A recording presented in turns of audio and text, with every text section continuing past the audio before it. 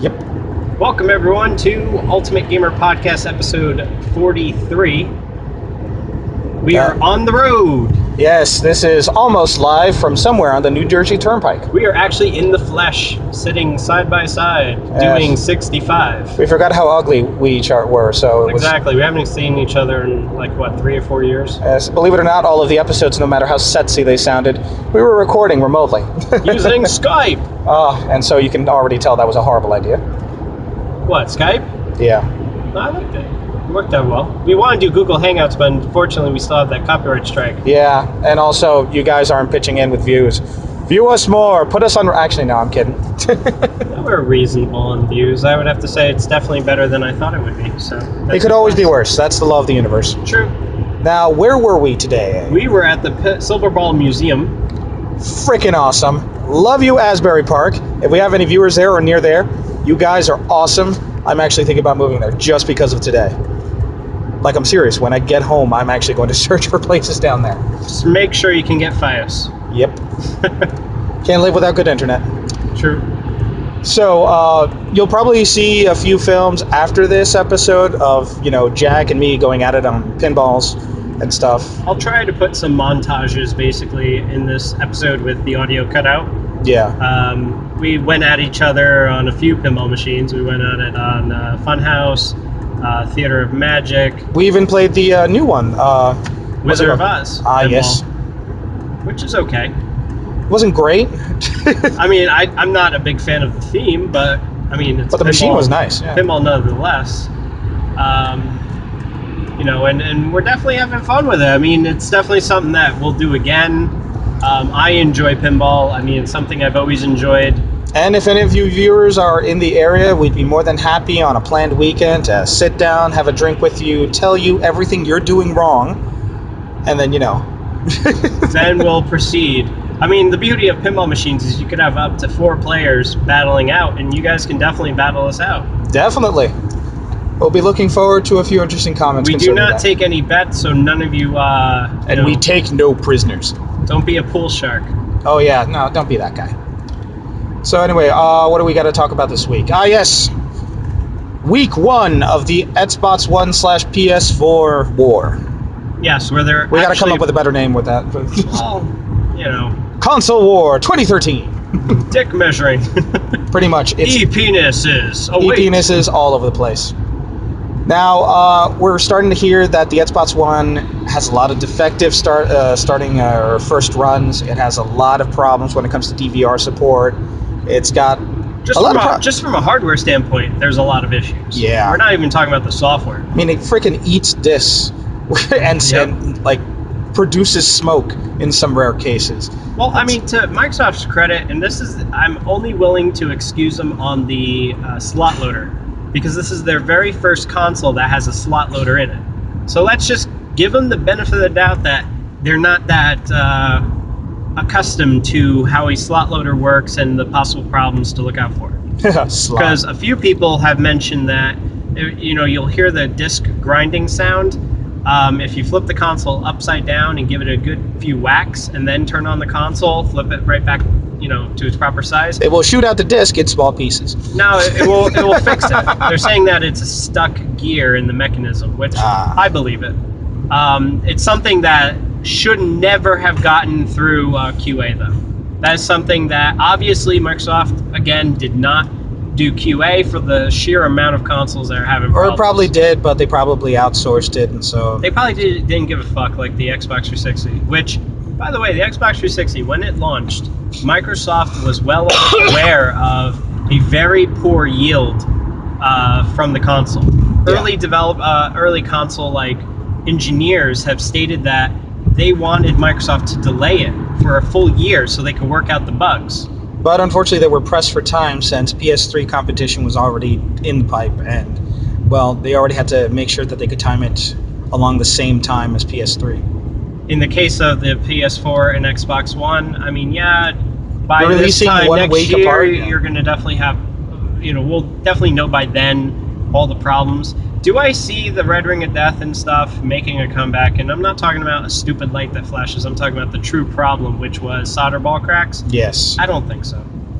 I personally don't. They may have learned from their mistakes, but there's always a new way to you fuck also up. have to think about just how simplistic the motherboard designs are this time around. Because the original PlayStation 360 gig, which I have, has 5 chips on it that all generate ridiculous amounts of heat.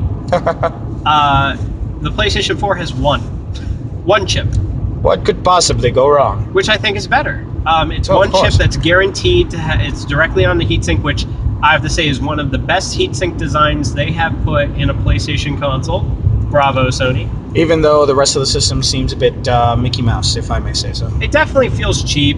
I don't like the piano black top part because it does get scratched too easily. And I'm very careful in my console. The other thing that I'm still annoyed with is the lack of a stand. I think that's bullshit because if you could stand it up, but the problem is there's no rubber feet on the console. So when you stand it up and you try to put a disc in, or if you try to put something into USB, yeah, you'll slide. There's no friction that allows it to take whatever. Absolutely. I'm guessing it happens not only with this, but also button presses or anything like that? Well, there's no buttons. It's actually touch sensitive. So even if you touch the touch sensitive button, whatever, it still pushes it back. It doesn't move it that well. I mean, if you push it hard, yeah. I heard that there was also the same problem with the power button for the Xbox One, that it's touch sensitive. So what would happen is that while you were setting it up, you would turn it on multiple times. I haven't heard that. But did you hear there's a company that owns a FLIR thermal camera? The Kinect sensor gets almost as hot as a PlayStation 4 console. Well, fuck. What the hell is inside that generates so much heat? Well, we have seen that it does have its own onboard sensor, and it computes everything it does. So whatever sends so back. So it has its own processor in yeah. there? Oh, I figured they outsourced that to the... You would think it'd be smart to just make it as a sensor package, but then it wouldn't really make sense why it's so expensive. True.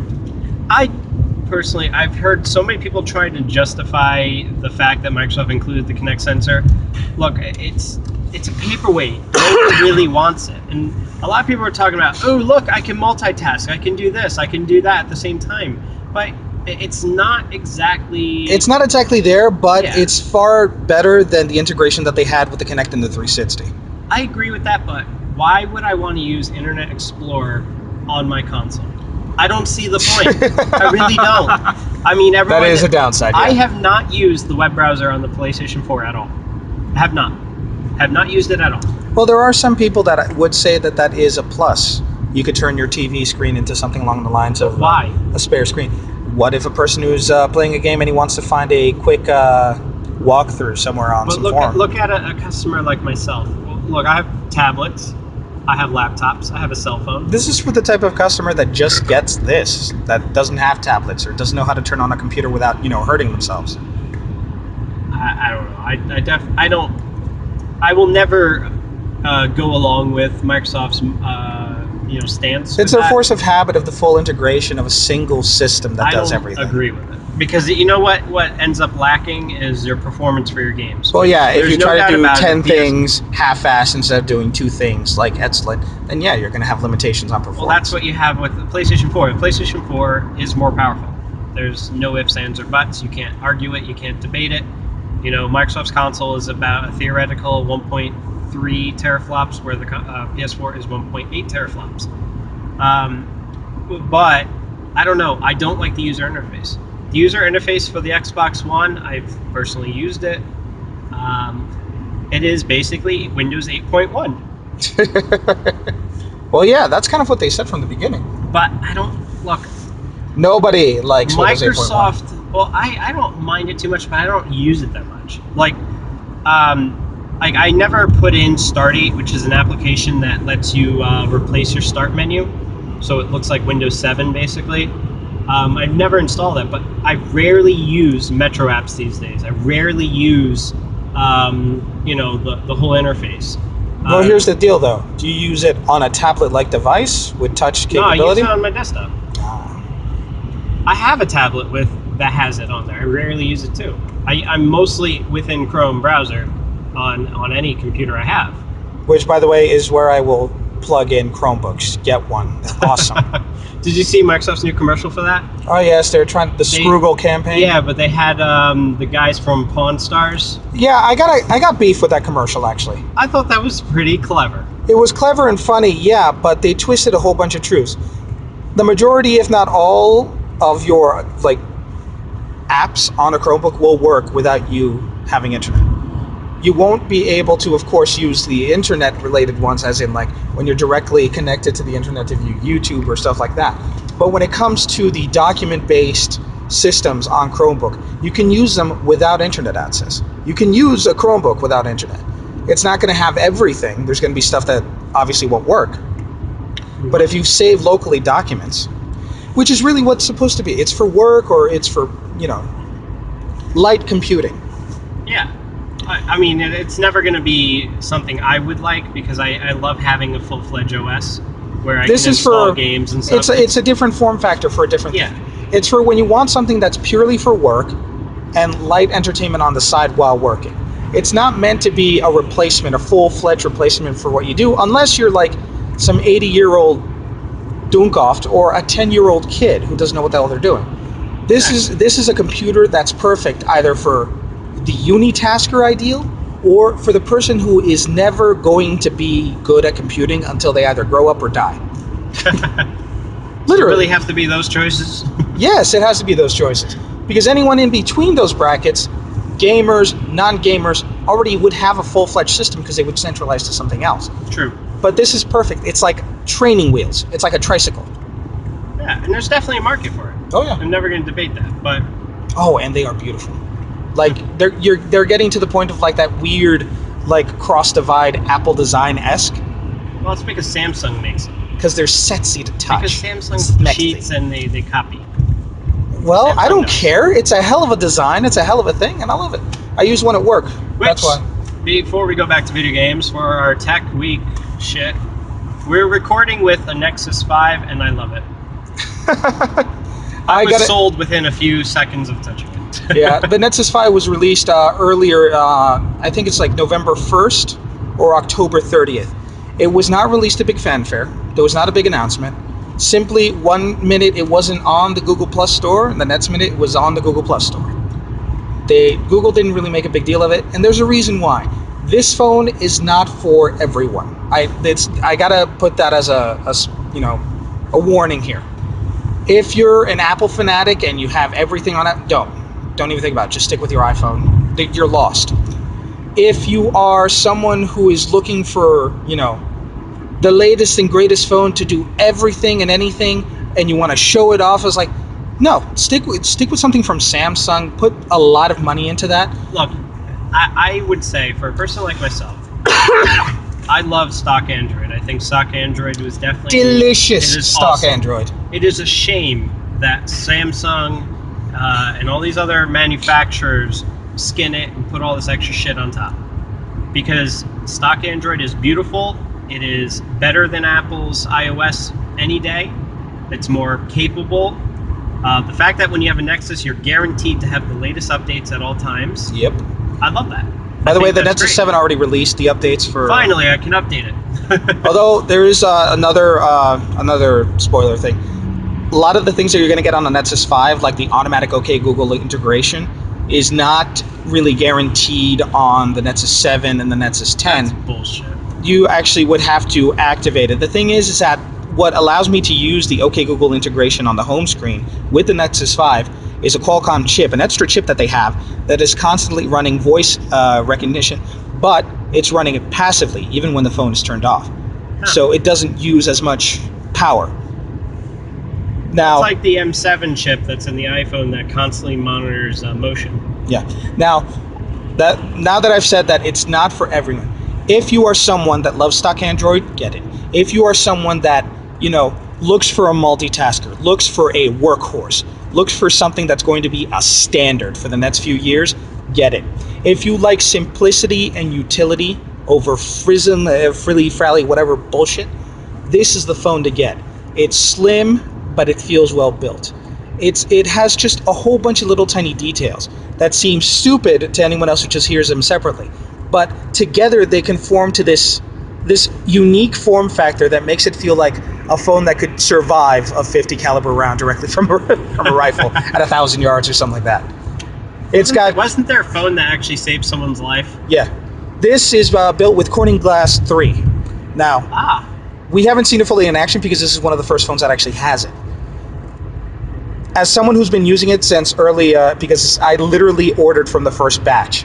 In fact, I'm pretty damn sure that after I placed my order and I refreshed the page, like the first batch was already gone. Huh. I had to wait a couple of weeks because unfortunately, this is I got the larger one, the 32 gig one. Yeah, that's another thing. Limitation on size for a lot of people may be a drawback. This is a phone for someone that uses a lot of the Google streaming services.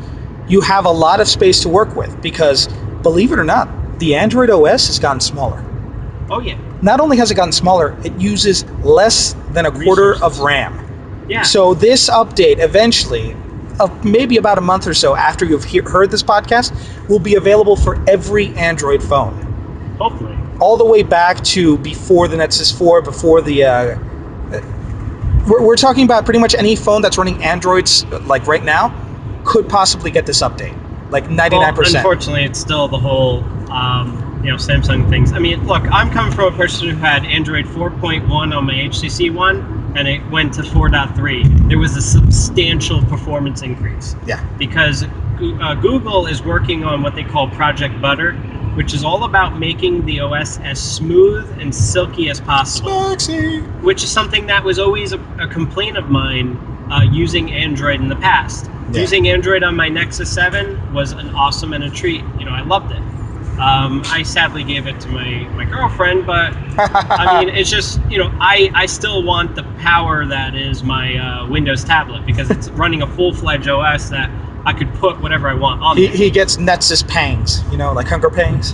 No, I still like Nexus. I still want to be a diehard Android fan, but unfortunately, it's my experience. I should have went with the Nexus. I think we're gonna have to we're gonna cut the Nexus love short because unfortunately, people are just gonna start like, oh my god, they're going at it again. Oh, they're rolling their eyes and making sweet love to Android. Long story short, if you want a phone that can literally do anything you throw at it, get the Nexus 5. It's one of the I'm not going to say it's the cheapest because that's actually a comically horrible denotation. No, it is cheap because it is literally built to be streamlined. It is a phone for engineers, for programmers. It is a phone that gets shit done. And it's also a phone that will be able to run Ubuntu OS. That too, actually. I may actually make a video about that because I'm actually planning on doing it. Now back to Sony and Microsoft. Yes. Sony seems to be winning simply because of the fact that, wait, did I make the point that, we spoke about Adam Sessler. Or did we? We did, but we had to redo it. Ah, that's right.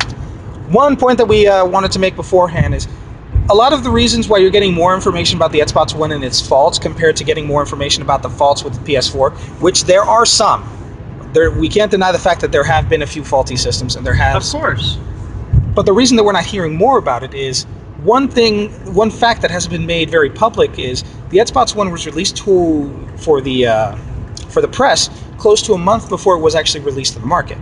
While Sony, on the other hand, held off close to like maybe a week before. They literally did it like a few days before. Yeah. So the people that you listen to, the press, people like Adam Sessler, people on all parts of the multispectral of critics and opinionators, et cetera, deciders, apparently that's a word now, of what is considered good or bad or where you get your information from. They haven't had it as much. They've basically had it as much time as someone who bought it on launch day. So that's why you're not going to hear about the bad stuff until like a month from now, or maybe a couple more weeks, I'm guessing. So yeah, in a technical move, Sony just, ad hoc blocked Xbox and beat them at their own media game.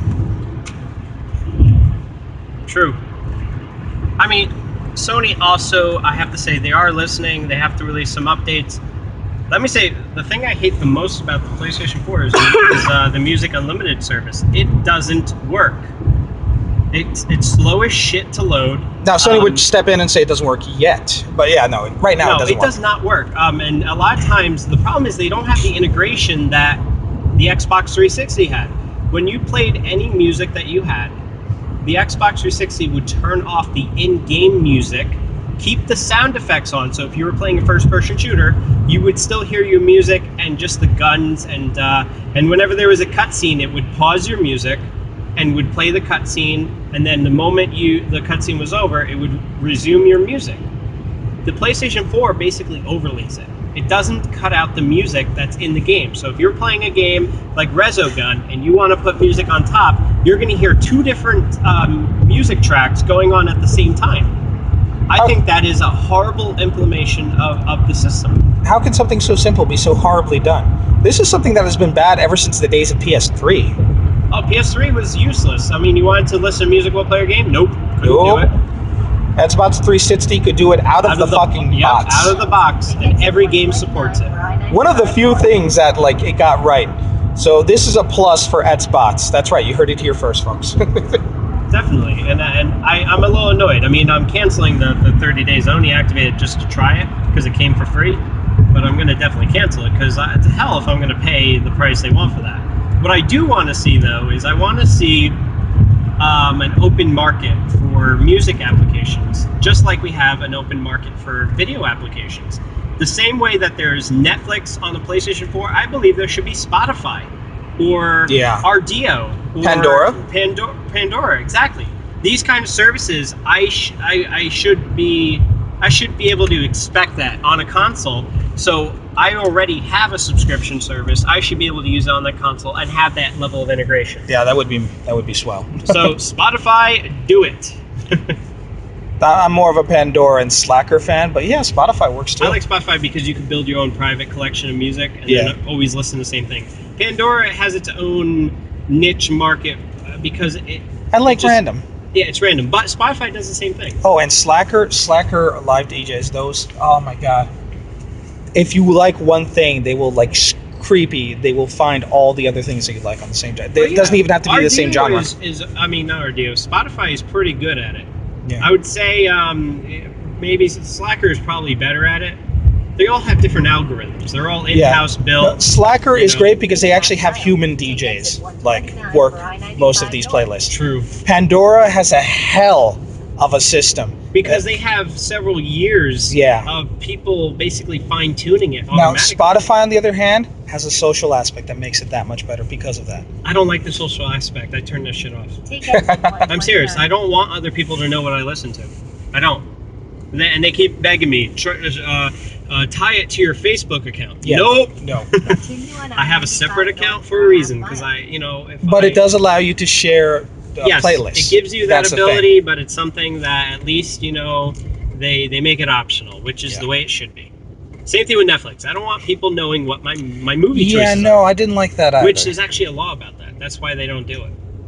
There is no social integration because apparently there's a law that was made for video rental services, like Blockbuster, West Coast Video. Keep right at the fork. Follow Damn it! signs for I-95 North New This Jersey is a bitch. Turnpike North. I gotta get over. We'll be right back, folks. Yeah, bye. Unfortunately, yes. With a lack of Easy Pass, we must now take the ticket from the toll. What is this paper that I just gave Provide us the ticket! Okay. Well, Andy's just feeling the horsepower that is a V6. A frickin' sedan. Yes, but it's got a V6. That's true. Let me just state for the record that this man's car is impeccable. What do you mean? Clean. It's nice. Thank you. It goes with the constant idea that we all have that for some reason women keep the house clean, but their cars are fucking battlefields. But men keep their cars clean and fucking well-oiled, well-tuned, prim, proper perfection. Because but our houses are fucked up. The only thing that's in this car is what I need. You know. I mean, there's a soldering iron, but that was because I was doing some true story. Work. I found a soldering iron in the back seat. Yep, right behind my seat. That was interesting. It's like that one day when you're hanging out with a crazy friend and you find a thermonuclear device in the back seat. I've never had that happen. But well, you need to hang out more, man. Okay. In the words of Archer, read a book. But okay. No, back. with my car, I mean, I don't leave much in here. My father, forget about it. He's got coffee stains left and right in his car. We're going to assume they're coffee stains for PG-13 matters. No, it's literally coffee stains. The car reeks of espresso. Continue on I-95 north. Well, for 15 miles. where were we? Oh yeah, we were talking about the music systems that were. Music integration. I have to say, I really want them to open up that, and I do believe that will happen at some point. It's not realized right now, but the whole fact that there was backlash against the force of having to use music unlimited. The whole point of it is this. I don't switch services because I already have a collection made. Yeah. I had to do it once, and that was because our deal was a pile of shit. And Spotify was just day and night better, offered better bit rates, offered actual gapless playback, which was a bitch to get on our Dio. Our Dio had it on their website, but they never had it on the application. So you'd be listening to a mixed CD, which is supposed to be one long continuous mix. You would hear a 3-second pause in between tracks, which ruin it. Spotify works perfectly. But the fact is, I have like 4 years worth of, or whenever, actually the day Spotify launched in America is the day I created the account. So I think it was like about 3 years ago, maybe? Yeah, around 3 years ago. I quickly moved all my playlists from Dio. I recreated them on Spotify, and now it's too big. I have like several, like maybe just close to about 1,000 tracks I have, bookmarked or starred. And I have created my own little playlist. Like I have a playlist for a long ass car trip, so it's over 3 hours long, and I randomize it. I have a playlist for going to work. I have a playlist for when I'm really tired and I just want something that'll keep me awake. Stressful day. There's a playlist for that. So that's the main thing that we're hoping for the PS4 is the integration of all these other. Not only for the PS4, for the Xbox One, it would be interesting. No, but the Xbox One. This is one thing that I am.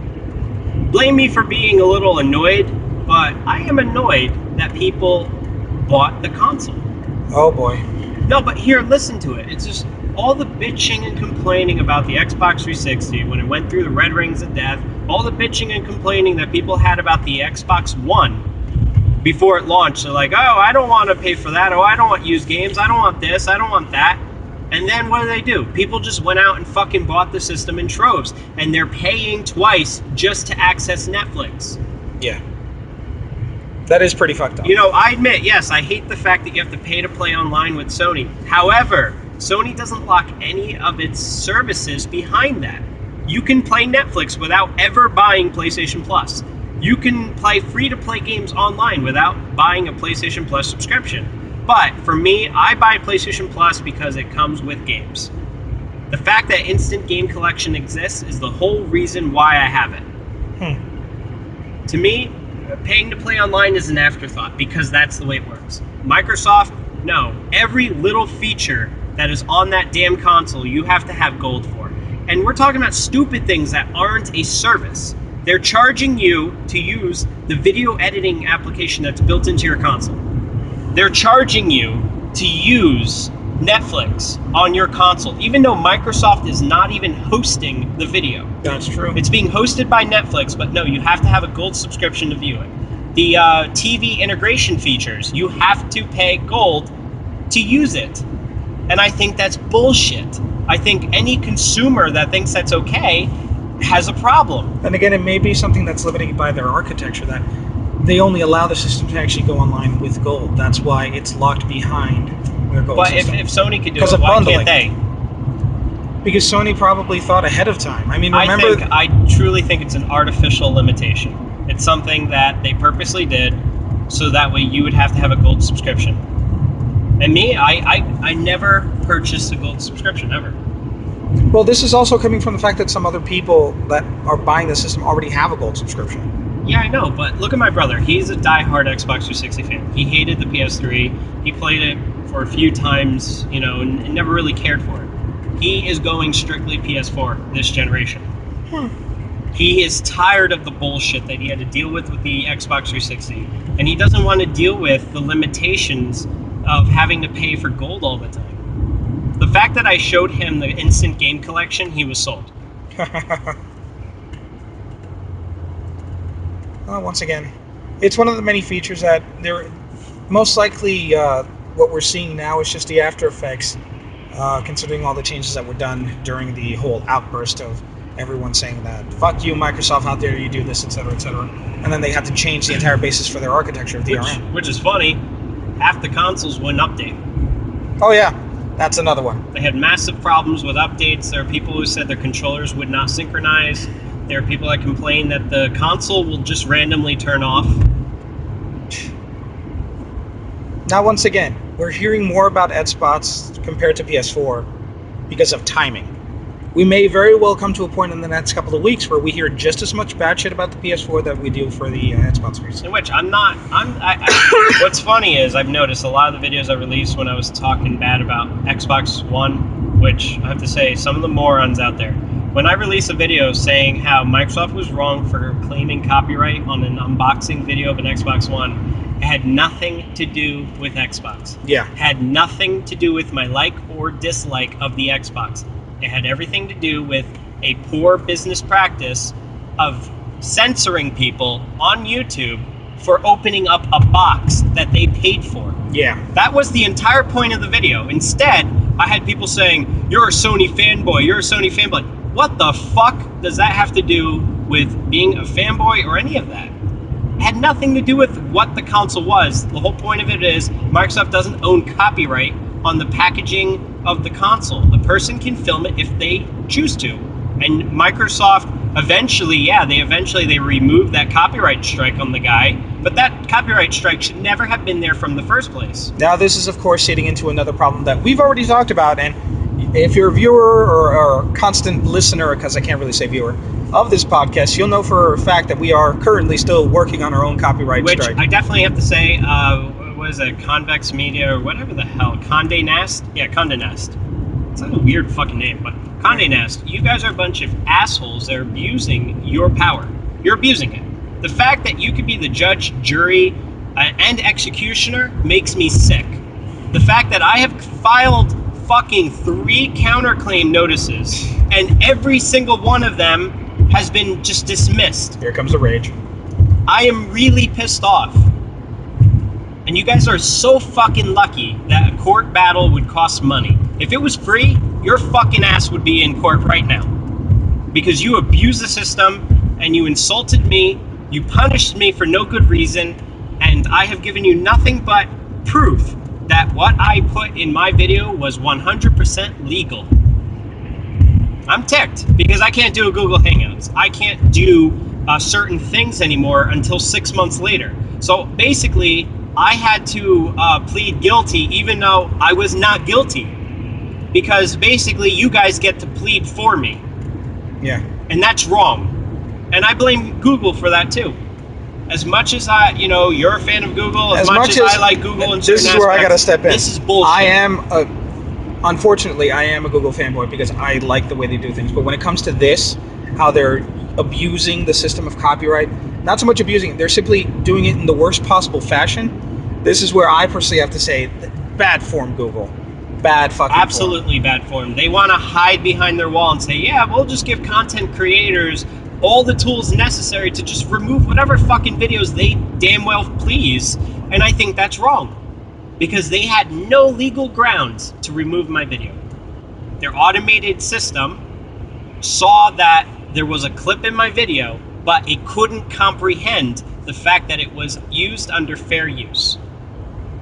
So I'm ticked off. I'm pissed off. I think it's bullshit that, we had to go through this. The fact that I'm still feeling the wrath of this, that I can't re-upload that video, which I probably could, I'll have to cut out the clip, but why should I? Why should I have to remove something that I legally could use in the fashion that I put it in there? You know what would be best? Instead of re-editing the clip and taking it out, leaving it in, and then over the entire clip, just put a black and white sign that says, "Fuck you, Condé Nast," while the audio still goes. That's true. I think it was looking for the video, so since it was a full screen thing, I think that's what ultimately flagged it.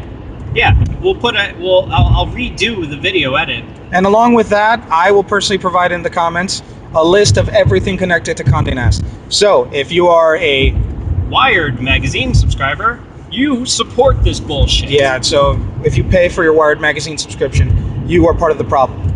And we're going to keep doing this for every single video out there that we make. I'm going to personally keep posting up things that have to do with Condé Nast. That way, you know where to strike them if you don't like what they're doing. And they're just one of the many companies that are using the system. Viacom is the worst offender. Oh yeah, but let's not even get started on that. If you want to be part of the change, Viacom is the whole reason why there is a copyright flagging system in YouTube. I'm serious. there are no greater crybabies in this verse compared to Viacom. Viacom is the evilest of all evil when it comes to content ownership, because they're the very same people that keep upping your cable subscription charge. They are. Yeah, that's true. So, back to video games. So I've been playing my Wii U a lot lately because of the new Mario game, basically. I have to say it's a very good game. It's not better than Galaxy, so whatever. If you've heard reviews saying, yeah, it's better than Galaxy, that is not the case. I still hate the fact that there's a timer in all the stages. I wish it was a nice wide open world like it was in the past, where you had different missions per world. But isn't it going through the old throwback of the original Mario games? It is going through the throwback, but I don't like throwback. I liked the direction they had before. The problem is that it's not following the formula of Mario 64, where you jump in a painting and there are 5 different stars to collect, but each star has a completely different method of collecting. And on top of that, the world also was altered for certain stars. That's true. Like the snow level. One of them, you had to go and race the penguin. Another one, you had to do all these other things, and I like that. Oh, don't even get me started on the sand or the exactly the desert level. That pissed me off so much. But then you look at Galaxy, same deal. You had different galaxies. You maybe have 2 or 3 stars or whatever per galaxy. That was fine. I liked it. But in this case, you have 3 green stars that you collect. Very similar to the Yoshi coins in Super Mario World. Oh. So each stage you collect the 3 stars as much as you can, and then there are certain roadblocks that you have to have X amount of stars, so it really pushes you to collect them all. Yeah. And they hide them pretty well, and there's some stages that are pretty frustrating to collect them all. But for the most part, it's fun. I like the variety of the stages. A lot of them take a lot of cues from Galaxy. So a lot of the stages where the blocks would just randomly change underneath you with a beat of a timer, I think it was very great. The chaos of having multiple players at the same time is annoying. Really annoying. Because the problem is it focuses the camera on the person that is going in the right direction. So from start to finish. So if you're someone who's backtracking or something like that. If you're trying to backtrack, your ass is going to be dragged to the player that is closest to the finish line. Which does become very chaotic, especially on ones where the you have to go into tunnels and stuff. The person that chooses to go to a tunnel, it's going to drag everyone with them. 15X16E18E for 4680 to Ward Lincoln Tunnel. Bitch, I don't understand you. So, I would say we are going to start wrapping up the episode. Yeah. Because we're almost off the highway. And this is the Highway Almost Live edition of UGP.